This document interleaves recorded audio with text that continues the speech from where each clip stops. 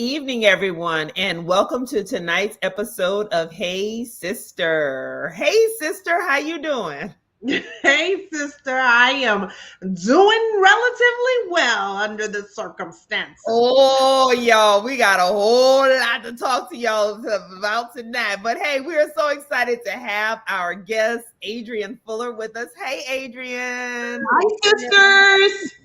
We are so glad to have you with us tonight for a little bit of our shenanigans. And we, as you all can see, we are in various garbs. So we got a shout out to today is Juneteenth. So happy Juneteenth. Yay. Freedom Day. Did we ever think we'd see it in our lifetime? No. And so it's very interesting about even Juneteenth being a holiday, a federal holiday. Mm-hmm. I was having a conversation with a friend the other day, and I was like, when I moved to Texas back in 1997, December 31st, 1996 to be exact.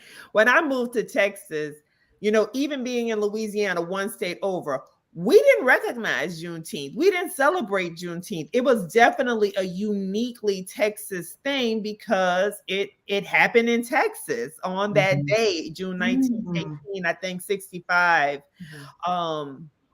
when that order was read, and those people who were still enslaved learned that they were free. So it really, really, truly marks the end of enslavement at that point in time. But yeah, who would have thought that it would become a national holiday? So I don't know. How are you celebrating today? I spent some great quality time with my family, and I am just meditating and thankful for my ancestors. Like, we're here in the Florida heat, and I always think about okay, I don't even want to walk from my house to my car. I recently moved, so I lost the garage to a condo. And so I'm like, but then a lot of times I find myself silently thanking our ancestors for, what they did without even, I don't know what they did. So I'm very grateful today. Mm-hmm. All right. What about you, sister? Well, obviously, there's not much I can do in order to celebrate. We'll talk about that in a minute. But, something that you just said struck me as I was watching the video earlier today. I was reminded that probably part of the reason we in Southern Louisiana did not have much connection to Juneteenth is because we were excluded from the Emancipation Proclamation, guys. So look at us. Right. The sugar parishes of Louisiana were not included in the Emancipation Proclamation where we grew up. And so that is something that is probably a residual of why we didn't have that same connection to Juneteenth. But I am, to your point, Adrienne, never would have thought that this would become a federal holiday. Certainly not in the manner in which it evolved, if you will, as a federal holiday. Obviously, there are still those who try it, and they're going to continue to try it as long as, if we let our guards down. But I think that we just have to be very vigilant about protecting.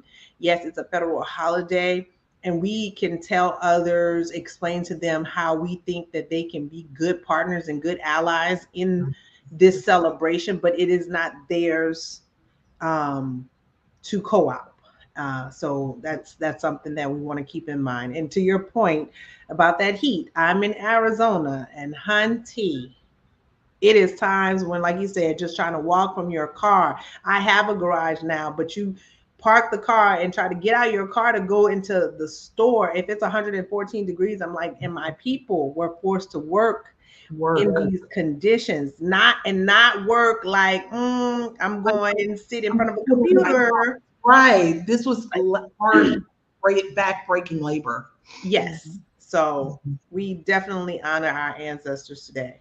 Amen. Well, I would say, so since tomorrow is the federal holiday, and those of you who may be off from work, patronize a Black-owned business. Find Black-owned service providers and do business with them. There are many ways that you can recognize and honor the culture and go beyond the lazy route. So we know what some major corporations are doing out there, like a Walmart or whatever, but go directly to a Black vendor. If there are fairs, vendor fairs, or maybe even celebrations that are going on in your community, go get involved. Find a local dance troupe that you can hire to do something. There's so many ways to honor the work, the labor, and the continuing hard fought freedoms that our ancestors had to fight for. So yeah, today's Juneteenth, but today's also Father's Day. Yeah. So we want to shout out to all the fathers out there. Happy Father's Day, especially to our father. He probably is not watching right now, but he might catch the replay on YouTube. But we love you, Daddy. Love you. I love you, Dad. I have the best dad in the world. So we maybe. Did I just say some fighting words, maybe? No, but I think we are all blessed to have amazing fathers. Absolutely. And he's been married to my mom for 52 years. And he's just, I don't know, just been he's just an amazing man. He really is. Like, once my mom was in the hospital and he literally spent the night every night she was there. And it was so funny because at the time I was dating somebody and I was like, this guy can't even like show up and even meet my parents. When you see it done right, it really makes it very clear when it's not right for you. Like if you're in a relationship or something. And so that's why, every kid needs their father, girls, boys and girls. So, I'm grateful to have him in my life for sure. Well, we are too, girl. We love, hey, listen, shout out to all the Black fathers out there. We know that you have been maligned, you have been lied on, and any manner of things. But there are wonderful Black fathers out there who are holding it down, who are not maligning other Black fathers while they have secret children, Herschel Walker. How about that? There are a lot of great Black fathers. I feel like it begins to feel like, okay, you got one here, and I know many really, really good, as do you, right? This is right. Absolutely really more the norm than the music industry or mainstream America likes to make us think. Absolutely. And I'm so happy you said that, because that was one of the things that I talked about this morning in our Sunday school, which our father leads, is one of the people who's responsible for it. But one of our members was saying that, Trayvon Martin's father was on MSNBC, and how I guess a juror made the comment that, if Trayvon Martin had a father in his home, and our friend was saying, now obviously we know the story, he was walking to his father's house with the bag of Skittles and the tea, like that. How did you miss that if you sat through the trial? And so I said, we have to stop allowing other people to write these narratives for us. You know how I feel about telling our stories.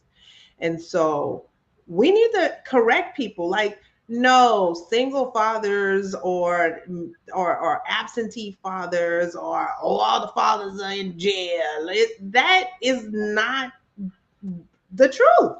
No, it's just not the truth. And we have to correct people when they try to make that our story, because that's not our story. It's not been our story. In fact, if anyone has done more damage to the Black family, it is the federal government that has implemented laws and put things in place to systematically destroy the fabric of the Black families. But that ain't our story. Stop trying to give it to us. Amen. Yes. And ask the question behind the question. Girl, we can go deep on that. Well, one last thing we want to talk about. We just dived right in, y'all. You know, typical Hey Sister fashion. We start off with hot topics. And we just dived into Juneteenth and Father's Day. But we got to tell y'all a little bit about the Rona.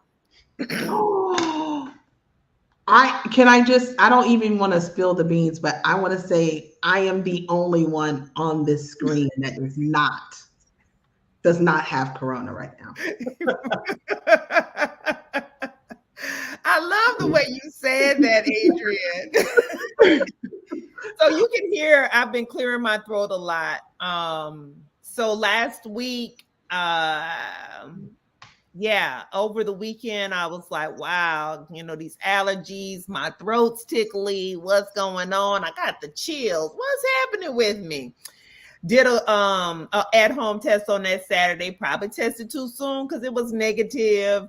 And by Monday morning, I woke up, my throat was on fire. I got in to see the doctor, and they did all the tests, the Rona, the flu, and the strep throat. And I could tell by the way the woman walked back into the office, like, okay, so let me tell you about the test. Okay, well, I know what you about to say something now because you had to preface it, you know? And yes, so I tested positive. And it's been a journey. It is mild. It is like having a bad cold right now. I definitely have one of these sub variants that's highly contagious. It's out there. 43% of the current cases is one of the Omicron sub variants. And I just want to say to people, but don't slip. Don't slip, don't trip.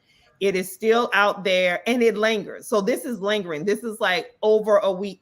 This is like a full-on week of still having these symptoms. I'm trying to test negative. I gave myself another test today and it's still negative. I've been isolated. No, it's still positive. It's still positive. I've isolated. No, that's right. I isolated for my 5 days. On that 5th day, I was like, well, let me just take a test on day. It's kind of like 4.5. And that still was positive. I was like, okay, let me give a couple more days. And I took a test again today, and that sucker's still positive. I'm kind of perturbed about it. But the lesson is, after 2.5 years of being super crazy, hyper vigilant, wiping everything, and with the mask and everything, traveling, and we done been everywhere and traveled and done everything. And to pick it up and not really know where, know how, and all that. Stay on your P's and Q's, folks. So, sister, what's your story? My story is that my sister gave me coronavirus over the phone. Okay. So last week I was in Las Vegas. Yeah, last Sunday we did Hey Sister, and while I might have had, when I got off the phone got off of Hey Sister last Sunday, I was like, I'm like, oh, I still have the chills. Let me take my temperature, and that's when I was like, dang, girl, you got a fever. I was 102, and I was like, let me do this in the other ear because that shit ain't right. and then it was 101.9. So one ear was 102, one ear was 101.9. Dang. Yeah, I went to a conference last week. I will tell it all. I went to the Infocom 2022 conference trade show, and I'm saying it because a lot of people have tested positive out of this conference. And I'm not gonna lie, I was mad.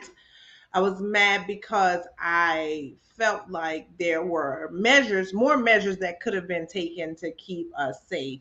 I'm not exactly sure that. So in order to go to the conference, you were supposed to, when at registration, show either proof of vaccination or a negative COVID test. I showed proof of vaccination, obviously. But then, I have to remind myself, I let my guard down thinking, most people would be vaccinated because people are traveling from across the world to come to this conference. So I will take my responsibility for it. But if you've ever worked a trade show, you know, you're on your feet for hours at a booth, you know, been talking to different people, touching stuff, showing them stuff, they shaking hands, all of these things. And so got there late Monday night, Tuesday was setting up booth, Wednesday, Thursday, Friday, working the booth. I go to Starbucks like at noon or ish, and was talking to a lady, by the way, thank you, Carrie, again, from for buying my Starbucks coffee and everything for me. And she was like, yeah, did you see the email? They're saying they're putting out masks and all these things. And I'm like, no, I didn't even see said email. And so we were talking about that piece, but it's like Friday at noon. The show ends at 4:00. So like it's kind of late to now put out masks for people, or even if you did it at 10 a.m. It's kind of late, but the numbers in Clark County, Nevada had spiked. So get home super late on Friday. Saturday, I'm tired because I've been on my feet for 3 days for hours and did late night dinners and all of these things. So I didn't think much of it, you know, feeling a little tickle, not much.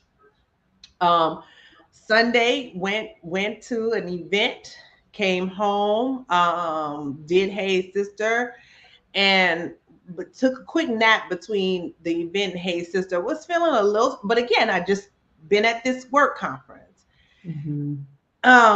So Monday, one of my coworkers is like, he tested positive. Me and my other coworker like, well, we didn't. We tested negative. Tested on Saturday. We negative. Tested too soon. It's a 3-day incubation period. It's real, y'all. It is real. Yes. So then I get a text from my sister who is very angry because she is now tested positive. But I'm like, ooh, that's terrible. Well, hopefully, like this, you know, you'll be okay. But meanwhile, like I am still just like a tickle in my throat. But then I swear, after she tells me she has the fever and she has chills, I'm like, around noontime, I'm like, I'm gonna take a little nap. And I'm like, I'm feeling like I got a little chill too. Like sympathy chills? Like right. Like how she done threw these symptoms on me. Because I didn't have chills before that. And then I go to bed that night and I'm like, I just can't really get comfortable in the bed. But that's been, you know, as you get older, stuff just hurts for no reason. So I'm like, I'm feeling a little achy. And then that whole night, I had my covers up to my neck. And normally, you know, I got the stuff has got to throw. You got to throw it out. Yes. So the next morning, my other coworker was like, damn, I done tested positive. I said, at that point, I said, let me just go and get up and test again. And it was a strong positive. It was, like I said, you know, they tell you in the little test kit, the C and the T. I just found out that means controlled and test, by the way. Netta, you can tell me if I'm right or wrong. You're a nurse. But it's control and test. Girl, you just figured that out? Okay. I did. Because I really wasn't taking COVID tests. Okay. So anyway, they tell you like the T can be faint, but you're still positive. Like the pregnancy test. It could be that real thin line, and you'd be like, well, wait a minute, is that yes or no? What is that? Right. Mine wasn't, it was glaring. It was very not faint. It was very distinct. It's very bold. But I still was holding out hope, Adrienne. I was like, you know what? There's such things as false positives. So even though so many people tested positive around you, that's interesting. It was 2.5 years. And you never got it. Okay. Yeah. So I was in a lot of denial. And all the stages of grief, honey. All of them. Denial. You hear me? I'm not even at acceptance fully yet. Because I'm like, why the hell I'm still testing positive? Yeah, I went to get a PCR test done, and again, it came back and said that. So, like, how does one get themselves better when they have coronavirus? Like, what do you take medicine? Do you take over-the-counter medicine? Are you taking something else? So yeah, I was taking over-the-counter medicine, and then I went online and was reading about, the two treatments. You can have the antiviral or the antigen treatment. And so I did a video telemedicine with my doctor. And they said, if you're within the first 5 days of your symptoms, then you can do the antiviral treatment. And I opted to go down the path of doing the antiviral treatment. He told me about some of the side effects.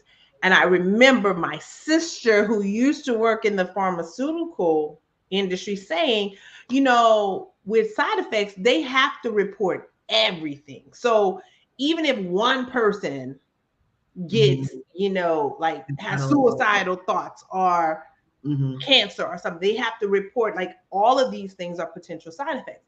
So he just told me, some people report having metal taste. He said one lady indicated that, it reversed or something. Like after she finished her whole treatment, she still felt like she had all the symptoms still. So they felt like those were very isolated incidents. Some people, have very bad either diarrhea or vomiting or things like that from the antibiotic. So I felt like, in the grand scheme of things, I probably will not have these. I just decided that I wasn't going to have them, but I was wrong, and I have had the side effects. The most pronounced one is the taste. It tastes like you don't taste anything when you're tasting the medicine, but through the day, no matter how much you gargle, how much you brush your teeth, it's like I have ink on my tongue. Oh, gross. And so that's been the major side effect for me. And is it a pill that you take? Or is so when my sister described it, see, I'm always going to my sister and listening to her. And I decided not to take it because I was like on that. Because first of all, they had to call around to like all over to find it. So it was not at a pharmacy near me. So I was like, well, I'm not driving clear across town. So like at that point, because I was almost at the end of the 5-day window. And like Ornella said, yes, rest and fluids, over-the-counter medicine. For me, like she said, it lingers. So my sister said it lingers. I was noticing with this tickle in my throat, or it wasn't on fire like hers, but it was just like a little bit of an irritant.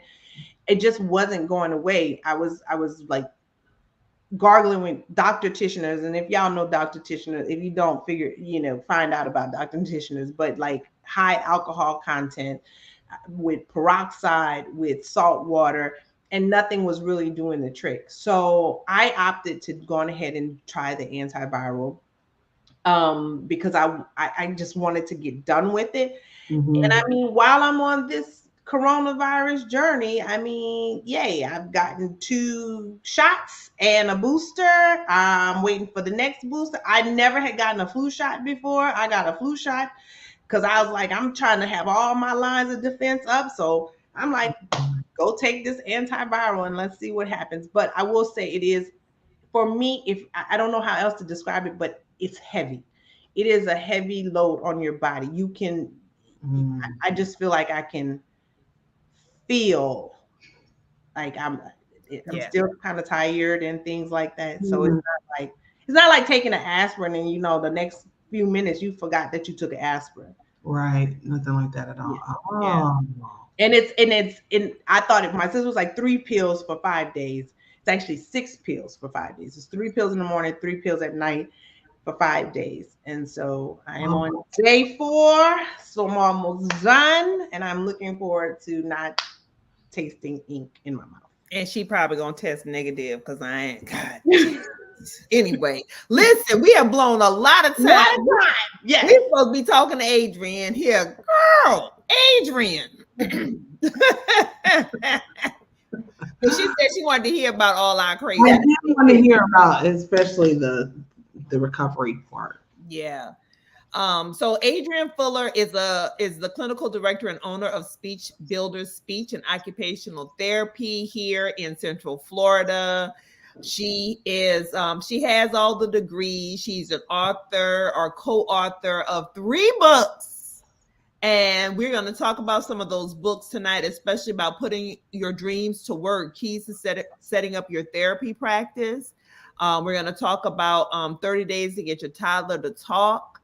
So we got a lot of stuff on tap that we want to talk about. We want to thank all of y'all for the love you're giving us in the comments. You know, it's a honey, we all going through something. That's one thing I definitely know for sure. But Adrienne, why don't you tell us a little bit about your journey to becoming a speech language therapist and just why you're so passionate about the art of talk? All right. So I kind of feel like I always wanted to do this job. I remember having a discussion with a family friend in the 8th grade, and she told me about this profession. She was not a speech therapist.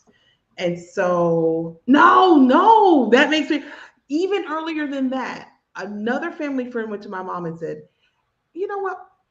I met this speech therapist that reminds me a lot of Adrienne. Has she ever thought about that? And then years later, that's another friend said, hey, just told me about the field. And so I loved it, wanted to do it.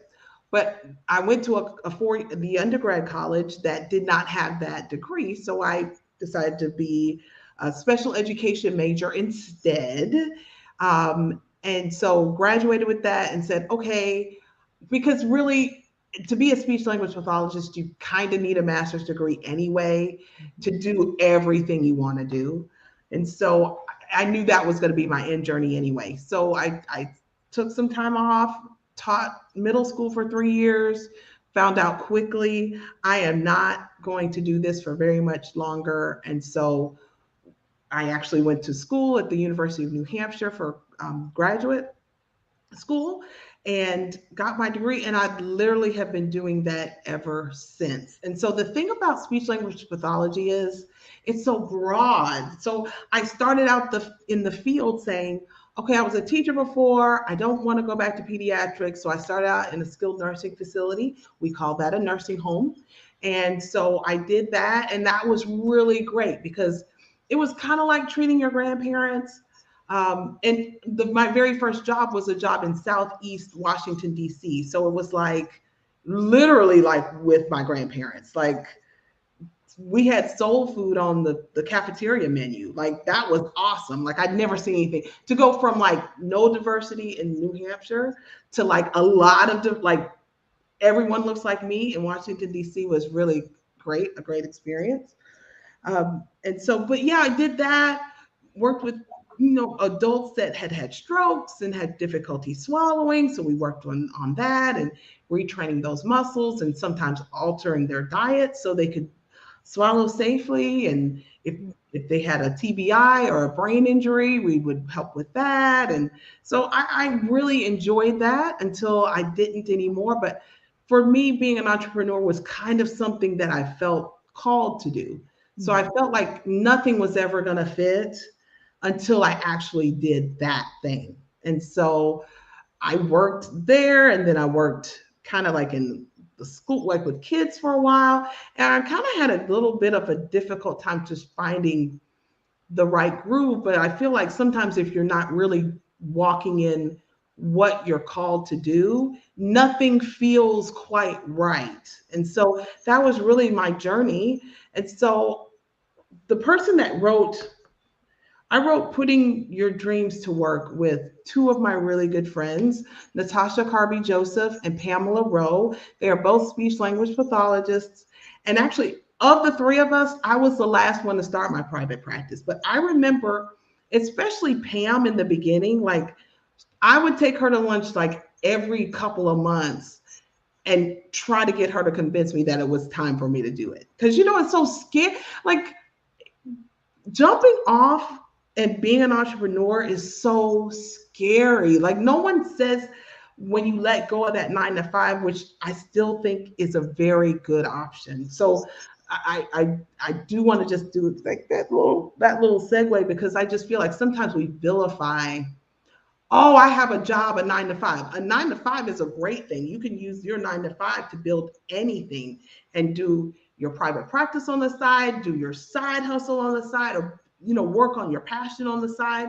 So I feel like sometimes some people are just meant to like, I jumped, I quit my job, I did. And some of us don't like to do it that way, and that's okay too. The end result is the same if you're an entrepreneur. Mm-hmm. So anyway, finally decided to kind of like jump, and I kind of jumped too soon because I wanted that story. Like, I quit my job and I had a few patients, but I didn't have enough patients, so I had to go get a job again. And so it was a lot of those trials and errors. And I remember I had sold my house and moved back in with my parents because I knew like I bought my house right about that time, that crazy market time, like 2006, the worst time ever to buy a house. So, like when you're in a mortgage that is so severe that you have to work and maybe even do overtime to make your mortgage, like you're too far into it. So I knew I had to sell that. So I remember like making cold calls on my old bedroom floor of my parents' home, and like no office, no nothing. And like now we're here with, a location, we have a satellite location, we have 16 people on our team. And so that feels good. Like even when I'm in the office and I hear someone answer the phone, it's like I'm still grateful to this day that I tried it and it worked. Like it's like I did it, and like we pay people bonuses and I pay people like their time off, and I'm like, this, like, it's so exciting. And it's just like it took a long time to get here, like we're making good money, we're paying ourselves, we're going on vacation, but it's like the best thing now. Like, I did it. Yay! Well, I know, sister, you had a follow-up question to this about starting your own practice, but I love how you talked about the sacrifice, because so many people show the success side. They don't necessarily talk about some of the sacrifices that are made, or even when they do talk about some of the sacrifices that are made, I don't think they talk about some of the emotional things that come along with making those sacrifices. They're just like, oh yeah, well I did this and that, and like, no, that shit was hard. It's like hard. Excuse me, I'm cussing, but it's like that shit's hard. Like those sacrifices are hard. It is. And I sometimes, Demetria and Christina, I have to almost force myself to be positive when someone's asking me, because I feel like no one ever told me how hard it was. Everyone just said the whole, oh, it's great, I work for myself. But no one says, when you're like beating the mailbox to try to make payroll, or when people quit with no notice and you've got families depending on you, or it's like those things are very difficult. I remember like during the pandemic, this grad student called me and she's like, so do you like it? Like after I went through the whole spiel, she's like, so do you like it? And I do like it, but it was work to get here. And so I think I just wish maybe earlier I had been more intentional about making the business work for myself. Like for me, that's my new goal. Like if you can't do the things you want to do in your business, for me, the question I always ask myself is this a viable, sustainable business without me? So those times that I was not even paying myself, it just came to me like, this is not if this only works and you're not getting paid, then this is not working. So we need to make move some things around so you can get paid and you won't be as frustrated anymore. You know what I'm saying? Or when I couldn't ever go on vacation, I was like, this is not a sustainable business. So like last year, I went to Hawaii for a whole month. And that was like, I don't know anyone that's ever done that. And I was so proud of myself for like just taking that time for me to do that. So have you been to Hawaii before? Yes. It's magical. It is magical. Love it. I love I'm counting down the days I can go back again. Definitely. Well, since I know you had a follow-up question on that about Yeah, so my question was about, so obviously not only did you start your own practice, but you began teaching or coaching others into how they can start their own practices. And I would imagine that sometimes people, like you said, are ready to take that leap and they want to have that really awesome success story, but maybe they haven't put the foundational pieces in place, because at the end of the day, if you're a therapist or a coach or some other entrepreneur, you're skilled in one area, but you have to learn business. You have to learn the business. So I guess my first question is, how do people know when they are ready? Or what is the first question like you ask them to determine whether or not they're actually ready to go into private practice? I think I don't think you'll ever be ready. That's me, because I tend to be I'm a reformed perfectionist. So my thing was, I was always trying to get everything set up in a row before I jumped. And sometimes the jumping is when you do the learning. So you have to find that medium, because you don't want to jump out and look crazy, but you don't want to wait so long that the whole momentum has passed you by. You know what I'm saying? And so I think if you know what you want to do and who you want to do it with, like if you know your target audience, even if you have, like, you don't have to have all the answers, but okay, I know I want to work with this population, or I want to do it in this way. And really, businesses, are you bringing in more than you're putting out as far as money goes? It's so funny, Christina, that you asked that, because I meet more, especially speech therapists, and which tends to be a women dominated profession, who let that stop them. Like, well, I don't have a business degree. I can't start a business. And I'm like, okay, no, we didn't go to school for business, but we will learn the things along the way. Like, that whole, men will apply for a job if they think they're like 50% ready or 25% ready, and women feel like they need to be 75 or 100%. So I feel like sometimes we wait too long. If that person does feel like, okay, I don't know if I'm ready. If you're teachable, if you're open, that is a successful person. But a person who they're not ready, but they think and they know, like, I know I'm built for this. Sometimes I'm like, best wishes to you, but everybody needs somebody. Like, we all need coaching and shaping. And so I just feel like if you try it and you make a mistake, okay, well, then I'm just that closer to finding my secret sauce. Because I can tell you what to do all day, but I'm telling you what works for me. What the magic is if you're like, okay, well, yeah, Adrienne did say that her attendance policy is this, but I know my clientele and the parents or the adults that I work with, this might be better. And be confident in that and do that. We have a comment here and I love it. It says, my 8th grade chemistry teacher used to say, you're as ready as you'll ever be. That's it. That is so true. That is so true. Yeah. Yeah. Taking the leap is the biggest thing. Yeah. Well, I mean, we're glad that you've taken the leap, and not only do you have a practice, you have a thriving practice, and you're an employer, honey. Come on with it. Not just contractors, honey, and W-2s. Hey. We're all growing to that. Yes, I love it. As is awesome.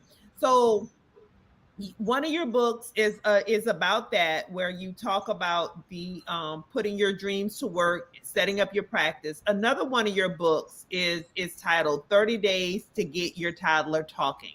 Tell us why you wrote that book. Great question. Even when I was a teacher before Demetria and Christina, I would sit in these IEP meetings. So if you don't know what that is, anytime a child needs special education services, they get an individualized education plan, which is a document that is a standing binding document. So by the way, parents, if you have a child who is supposed to be receiving services and they are not, you have rights. But I found that we talk at parents, especially in those meetings. Like, I feel like they're very hard to understand, and I've like grown up in it.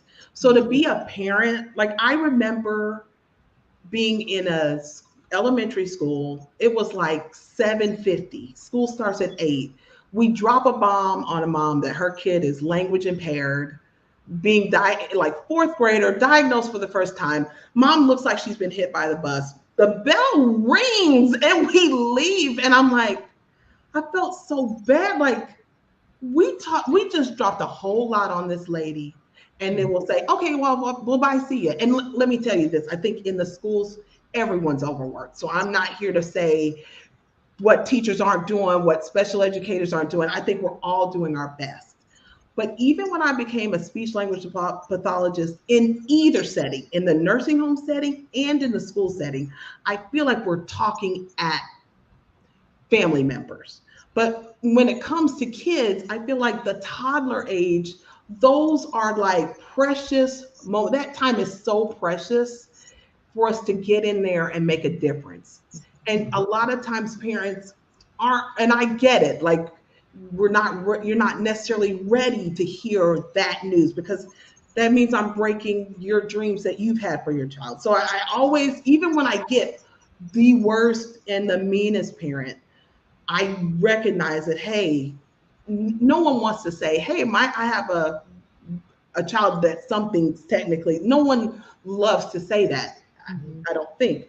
And so I wanted to I was running into a lot of parents who like either didn't know, like were open, but didn't know what to do, or were waiting just too long. And especially in like communities of color, the diagnosis rate, particularly for autism, is so much later in Black and brown communities than it is in white communities. And I wanted to do my part to make something that is a small, easy read for a parent, or really grandparents. They love us, grandparents, foster parents. This book is for any caregiver, aunties, uncles, anyone who's around a child and you just feel like, I don't think something's quite right here. And if you feel that and you're not ready to talk to your pediatrician about it, or your pediatrician, because we find that a lot, your pediatrician is saying, oh, they'll grow it. They're probably just a late talker. I would rather like evaluate a kid that's a late talker and he catches up than think he was a late talker, but it was actually something else. Right. And so I wanted to give them like something that they could do immediately. And my thing is, I've always done better when people give me step by step. Like, I went through the whole Dave Ramsey thing, and I feel like the whole Dave Ramsey thing can be successful for some because it's in steps. And so my thing is, in the beginning of the book, we say why you're reading this book, but also like a quick little like pre-test. Like, does your child look at you when you speak to him? Does your child imitate words? Like, you just do a little pre-test, and then every day, every week, there are like, I'm sorry, I'm getting all excited and passionate, but we have materials that we want you to get, and all the materials that I get are things that are easily accessible: bubbles, balls, blocks, storybooks, things that parents and caregivers already have at home. And then I tell you how to use them. And then we build up. So really, I ask that you start with 5 minutes, because another misconception that parents have is that, oh, I'm going to have to do this for hours and hours. And a toddler's not going to do anything for hours and hours. So I like recommend, hey, set your timer for 5 minutes. And you say, this is when we engage, because some toddlers just are not able even to stay on task for that long. So we want to, sometimes kids are able just to do it. Like, you have that really mild-mannered kid, and you tell them to come and they come, you tell them to watch and they watch. But some, they have the fire and they're energetic and they have all this energy, but still I feel like at the end, we want our kids to go to school and we want them to be successful. Teaching them to be on task is something that some kids need to be taught that skill. And so that was really the whole thing about the book. Mm-hmm. Mm-hmm. So you mentioned autism and the later diagnosis. Tell us about the importance of early intervention, especially so kids can be verbal. So, um, I someone's at my door. I won't answer that. Okay. This is in real time. Um, but so when it comes to autism, there are, I don't like to say red flags. We don't say red flags anymore, but there are some characteristics that are pretty consistent with some kids that can be on the spectrum. So if you find that it's difficult for your child to transition from one thing to another, like, okay, it's time to stop playing with the blocks. We're going to go take a bath. And it's always this big thing. Um, I just, that is a characteristic that is consistent. Also, if you find that eye contact, your child is not using eye contact at all, or after the age of 2, if they're really not using a lot of words or single words, by the age of 2, we want kids to start putting words together. That is consistent with maybe some things that can be or characteristics of autism.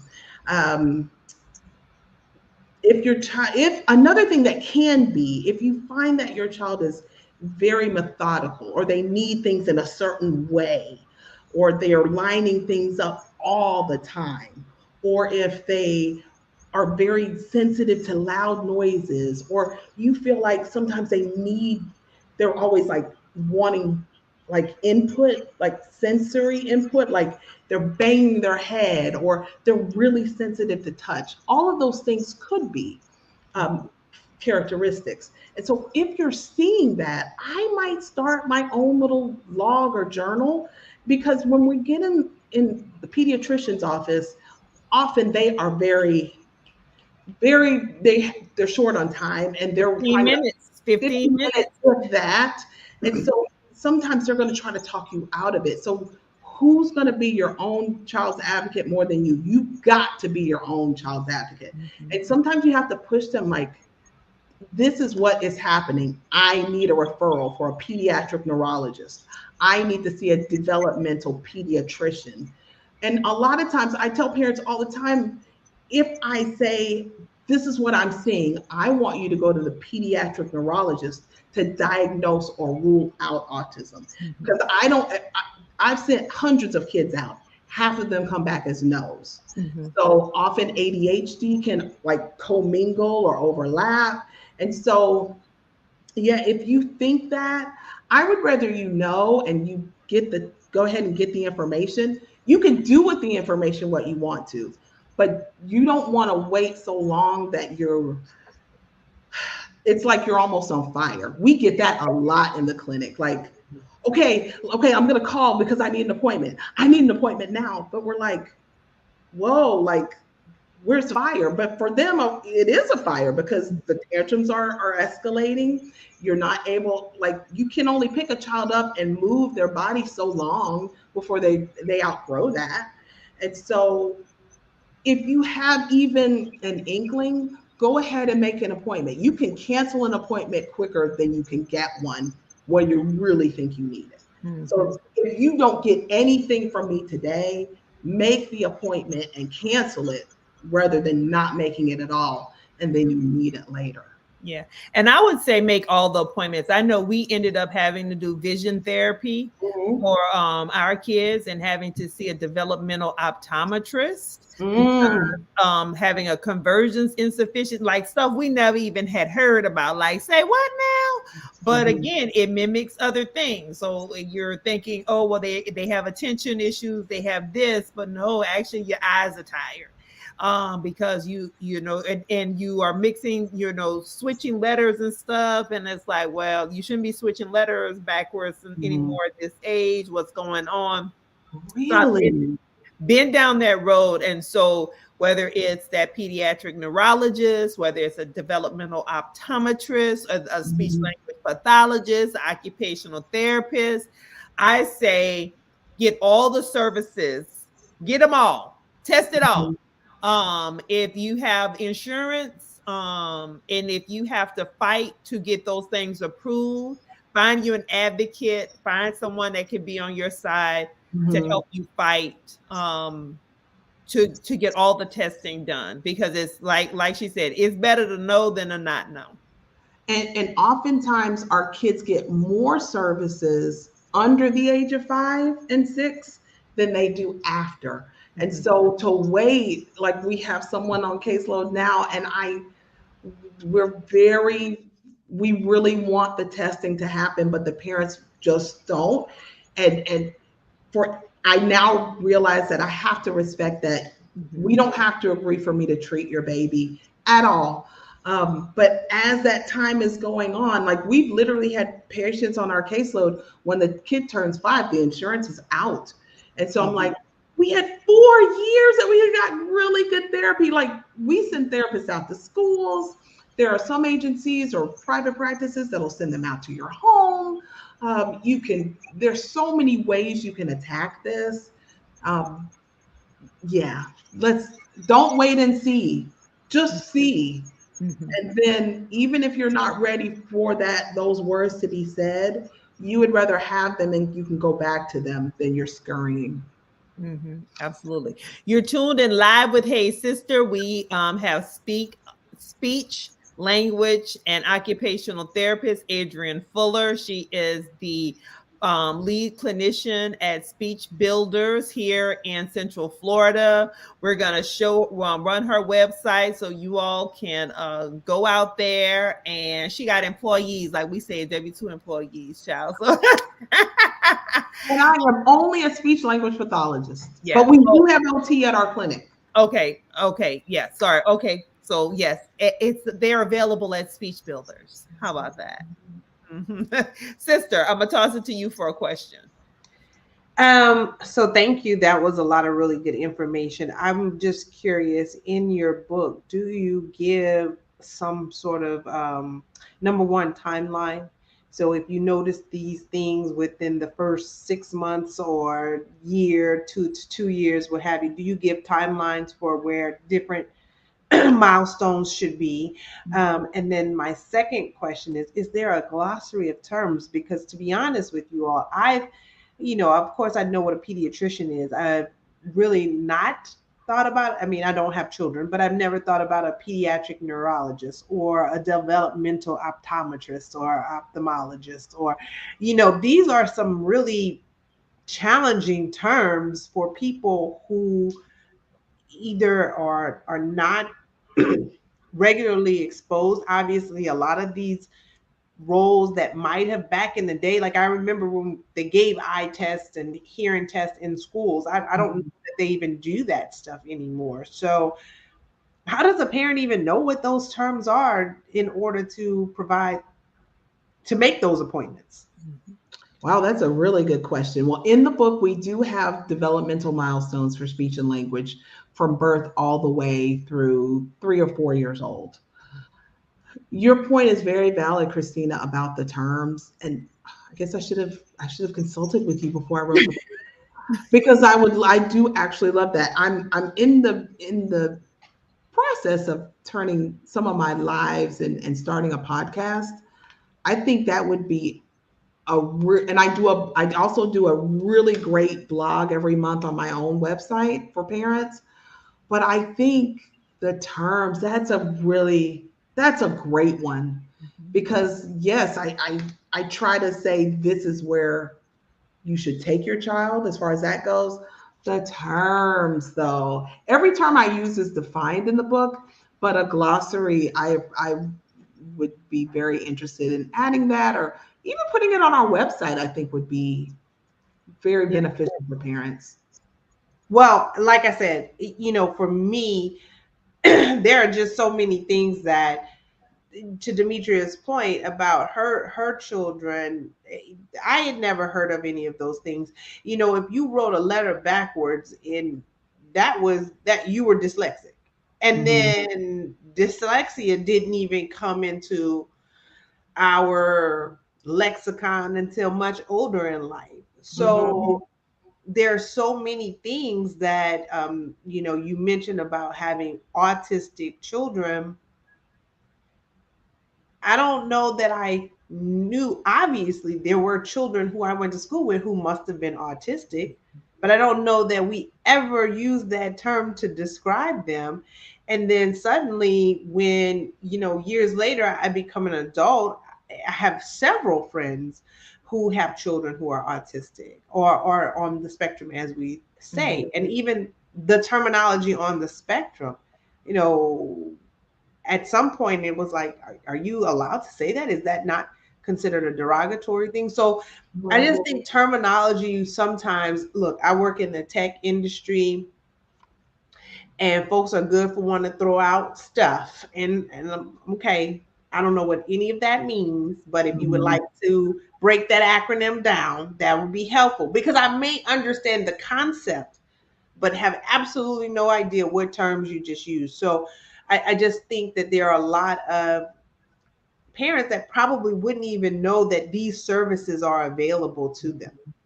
And I always tell parents, and I mean, this is maybe I don't want to say a dirty little secret, but I've seen in the educational setting, I've seen it in daycare, I've seen it in the school. If the caregivers, if the teachers suspect autism, it's almost like it's hanging in the air. Honestly, it's like it's hanging and we just don't know what to do with it. And we need someone to tell us yes or no.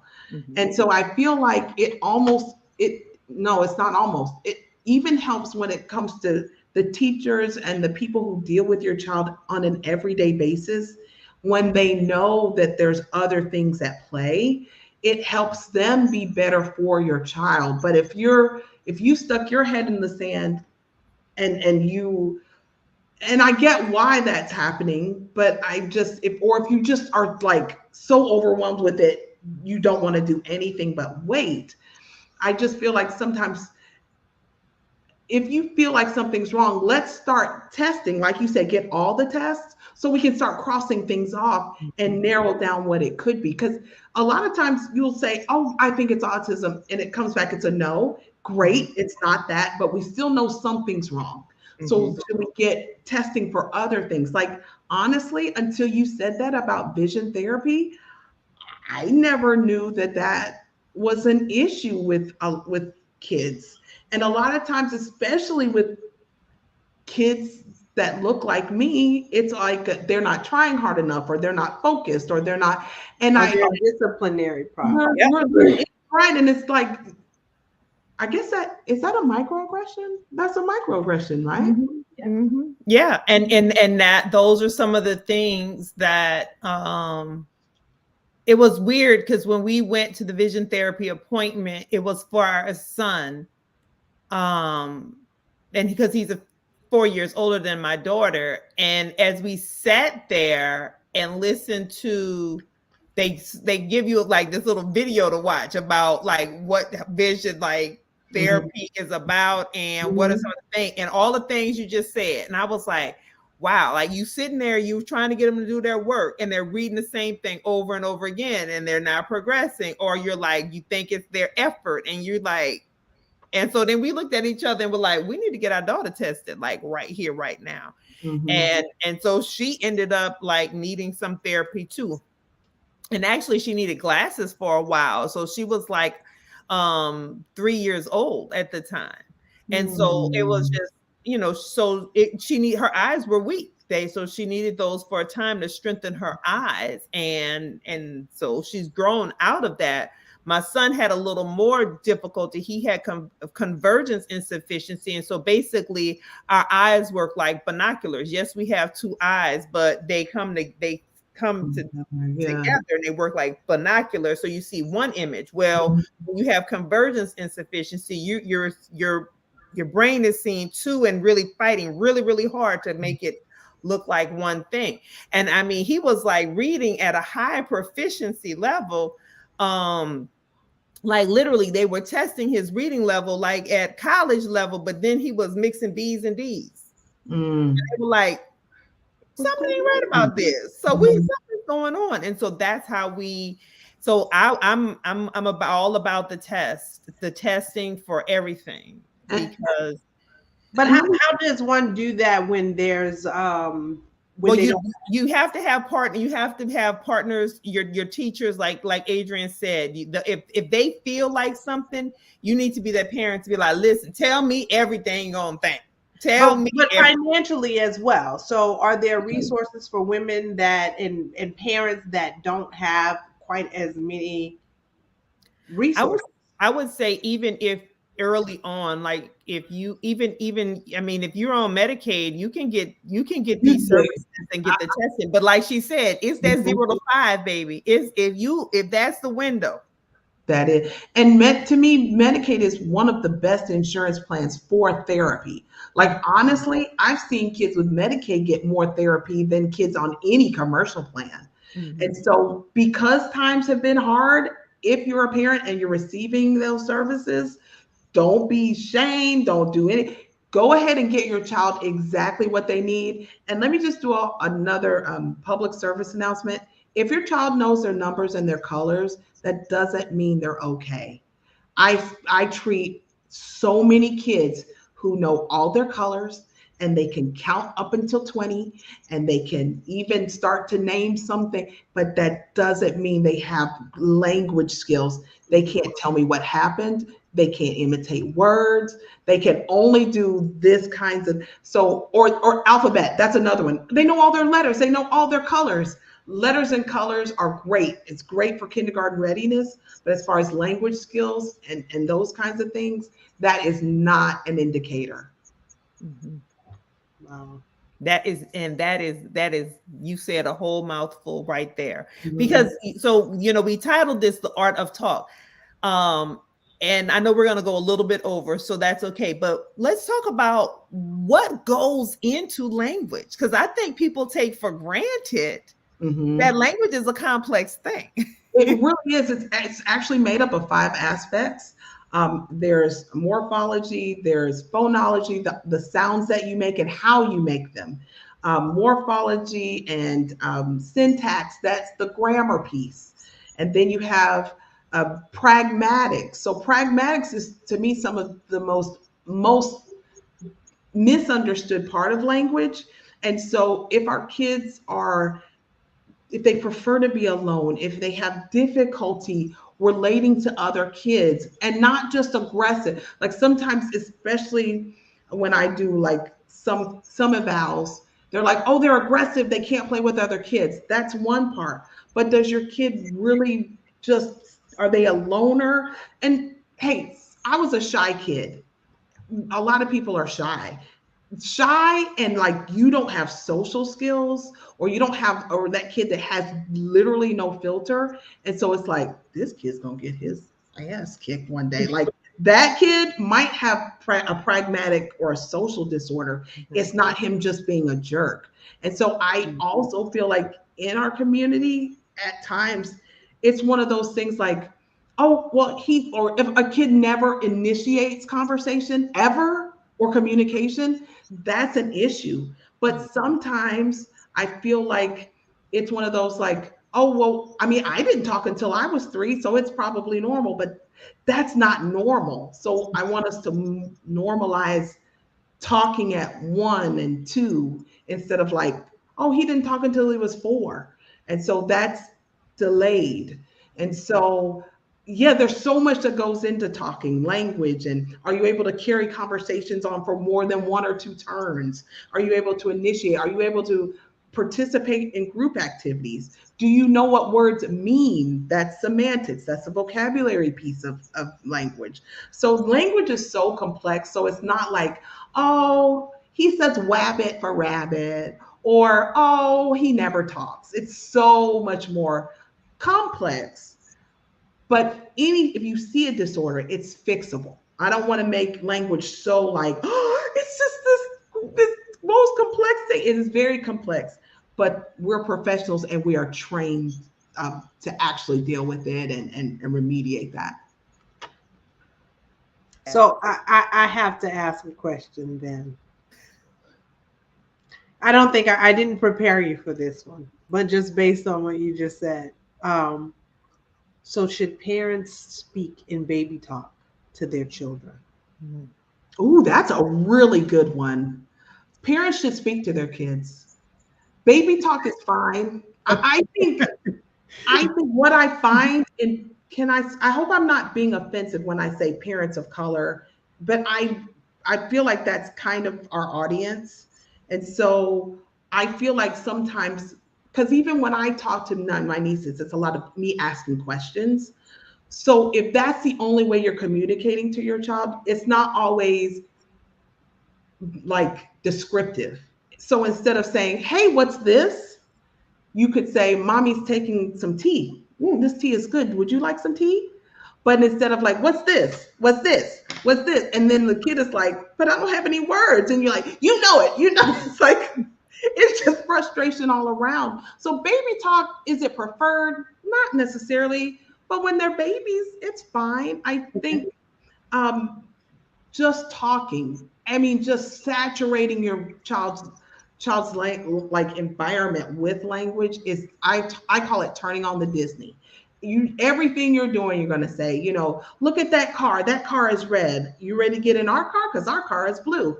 Okay, it's time to go. 1, 2, 3, let's go. It feels so silly. But if you feel like you have a child that's not talking a lot, go ahead and do all of those things. But just talking and just letting the child know, even when they're babies. So if you're using baby talk, we prefer you not, but I think the goal sometimes of baby talk is you want the engagement. So if you're like, that's mama's little girl, and it makes us feel good, but that I think the energy sometimes baby talk brings to the child, because you're feeling it, can be just like magical. So it's okay to do, but then like you want to work on eye contact. And that baby talk can do that, because you're trying to establish that eye contact. Then you might be playing peekaboo. So it's not the worst thing. Mm-hmm. Okay.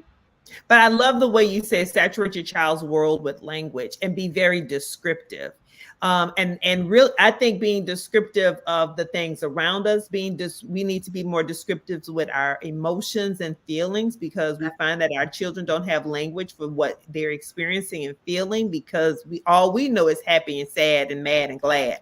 Like being descriptive and having a fullness of language. And it might seem silly, it might seem trite, but it's really laying down those synapses in their brain, and their mirror neurons are picking things up and laying down this foundation for them being a fuller human being. Yeah. And when you use that descriptive language, you're also letting them know it's okay to talk more than when I'm asked a question. So if something bad happens to you, God forbid, I hope not, you want your child to feel like, okay, sometimes we just talk about our day anyway. So let me tell my parent what happened, instead of waiting for, okay, what happened? Were they mean to you? Did they hurt? Like sometimes it doesn't always need to be. I just can't get that across enough. Questions are great, but teaching them just to talk. Mm-hmm. Ooh, that's powerful right there. It was. And it kind of goes on though, right? Like even when we're older, then we'll just talk. Exactly. Like I'm always like, even like I have to like force myself to say, this is what happened to me, because that's how I was communicated to, like, and especially back in the day, if someone's not talking to you, you're not talking at all anyway. So just encouraging our children to talk. Yeah. Well, again, SpeechBuilders, that is the website. I am going to drop it also in the comments, and we're going to get ready to close out. What would you like to say to the people in closing, Adrienne, for those who are watching live, for those who will come back and watch this in replay? Is there a main takeaway you want them to have about the art of talk? I think I want parents to know, I know that you're trying to do it right. I think sometimes parents just beat up on themselves. So just be 100% you. It doesn't have to be perfect. So even if you speak another language, talk to them in whatever language, just make it really good language, and make it really just so that those little moments I love when parents make those small moments teachable moments, whether you're in the car line, you're in the line at McDonald's or at Publix, or you're just sitting in the bed, just chilling. Just talk to your kid and tell them tell them something. Just the talk, it's the talking that makes the magic. Yeah, absolutely. Thank you so much for being with us. Sister, what do you want to say in closing to the folks? So what was your aha moment in this conversation? Well, I actually wanted to ask one last question. Okay, well, ask her one last question, girl. I just wanted to know, Adrienne, a lot of times we talk about the technology, and children are always gravitating to cell phones and iPads and things like that. I don't want to demonize technology. Obviously, I just said I worked in tech, but I wanted to ask, how can parents make technology their friend instead of either a babysitter or ultimately a foe later on in life when you're trying to get it away from the kids? I'm so glad you asked that, because I had that written down I wanted to talk about. I'm always saying, let's be honest about what it is. So sometimes we'll have folks come in the clinic and say, oh, he watches YouTube all day long. And so, that's how he's learning his colors and his numbers. And I find kids don't learn, it's one-sided.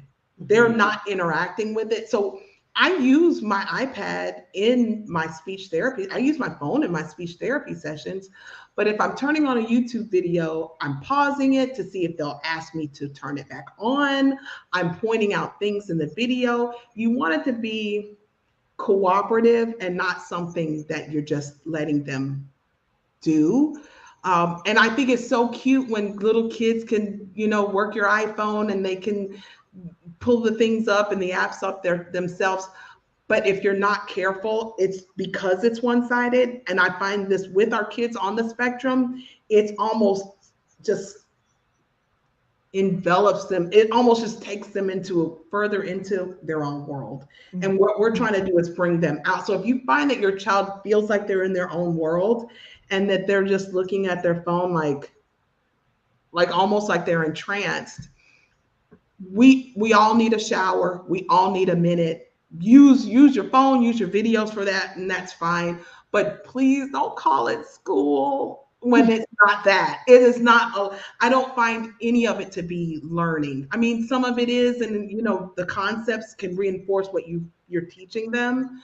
But I say in the spurts, and the CDC, they do have guidelines for kids. Those should be followed. If your kid is on a tablet or any kind of technology for hours, it can be very detrimental. So it's great. It can be great, but in small doses. Mm-hmm. Yeah. Well, thank you. So I would say I appreciate everything you said. This has been a great conversation. We didn't talk about the elephant, but it's all good. But this has been a great conversation. Thank you so much. And I would say, I guess my aha moment is just parents talk to your children. And I love how you said, don't just what is this? What is this? What is this? Where is this? Who am I? Ask other questions or make statements as opposed to asking questions. Mm-hmm. And I think that is definitely the key takeaway for me. So thank you, Miss Adrienne. And I would say that carry over to later in life when they're teenagers. But if you start early, you help them develop the language and the ability to just talk. And it is so very important and powerful. And so we want to thank you for coming on Hey Sister.